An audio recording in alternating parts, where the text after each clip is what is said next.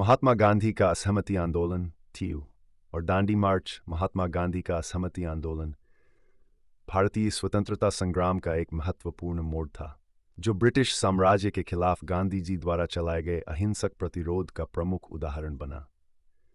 यह आंदोलन ब्रिटिश शासन द्वारा भारतीय जनता पर लगाए गए नमक कानून के विरोध में शुरू हुआ। ब्रिटिश सरकार ने भारतीयों को नमक बनाने और बेचने का अधिकार छीन लिया था और उन्हें नमक पर भारी कर देना पड़ता था।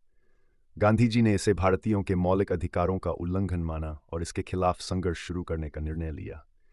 गांधी का यह मानना था कि नमक जैसे सामान्य उत्पाद पर कर लगाने से भारतीयों की स्वतंत्रता का अपमान होता है और इस पर विरोध करना आवश्यक था।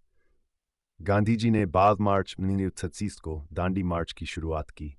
यह मार्च अहमदाबाद जिले के दांडी गांव की ओर किया गया, जो 308 किलोमीटर लंबा था। इस मार्च में गांधी जी के साथ उनके अनुयायी भी चल रहे थे। यह मार्च एक प्रतीकात्मक कदम था, जो भारतीय जनता को ब्रिटिश कानूनों के खिलाफ एकजुट करने के लिए प्रेरित करता था।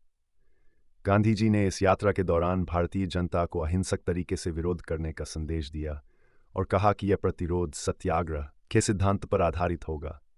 अप्रैल 1937 को गांधी जी और उनके अनुयायियों ने दांडी समुद्र तट पर पहुंचकर नमक कानून का उल्लंघन करते हुए समुद्र से नमक यह कार्य ब्रिटिश सरकार के खिलाफ खुला विरोध था। दांडी मार्च ने भारतीय जनता को आत्मनिर्भरता और संघर्ष के प्रति जागरूक किया। इस आंदोलन का प्रभाव दूरगामी था। इसे भारतीय स्वतंत्रता संग्राम का निर्णायक मोड़ माना जाता है, क्योंकि इसने ब्रिटिश साम्राज्य के खिलाफ भारतीय जनता में एकजुटता और संघर्ष की भावना का संचार किया।